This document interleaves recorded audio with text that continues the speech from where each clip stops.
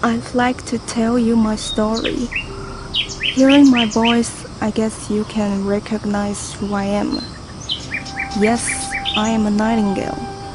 Our voices are regarded as the most beautiful sounds in nature, inspiring songs, fairy tales, opera, books, and a great deal of poetry.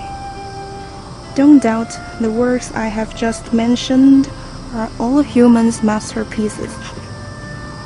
It's amazing that we are like magic or something fantastic that can inspire humans with so many feelings and emotions. I don't even know that when I was a little bird.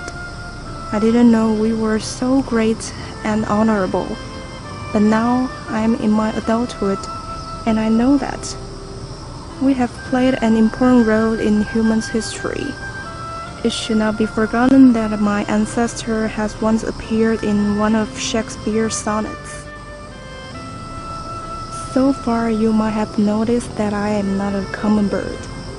Yes, I'm intelligent.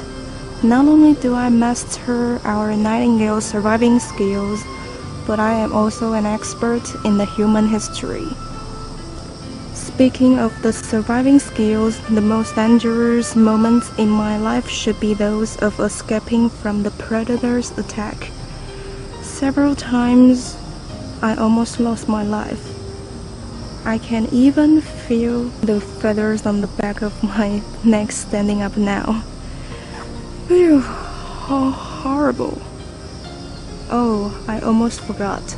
I'm here to tell you my story, not how intelligent and agile I am.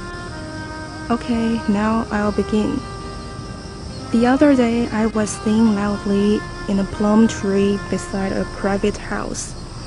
As usual, I was singing to myself. I love singing, but I love telling stories more. I wanted to tell my stories to somebody, but there was no audience, so I kept singing to myself.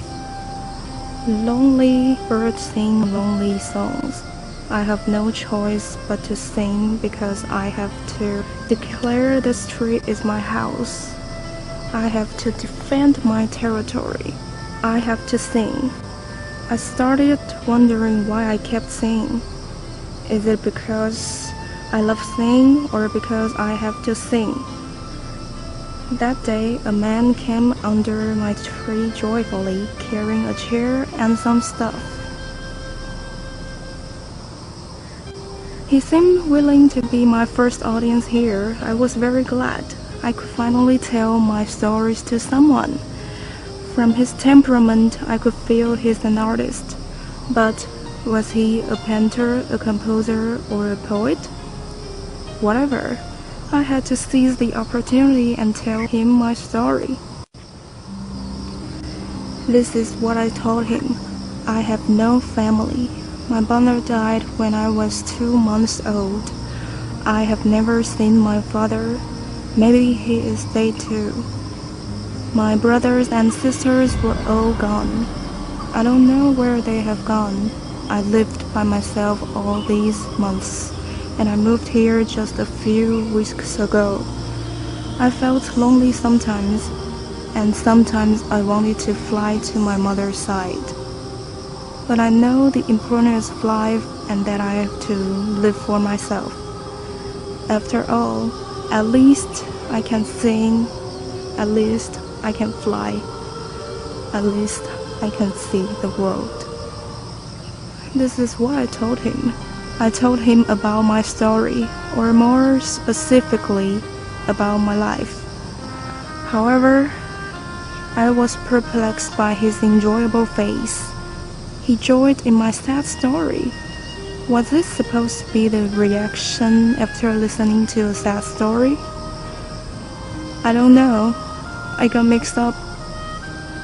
Yet, while I was telling him my life, he kept jotting down sentences on the papers.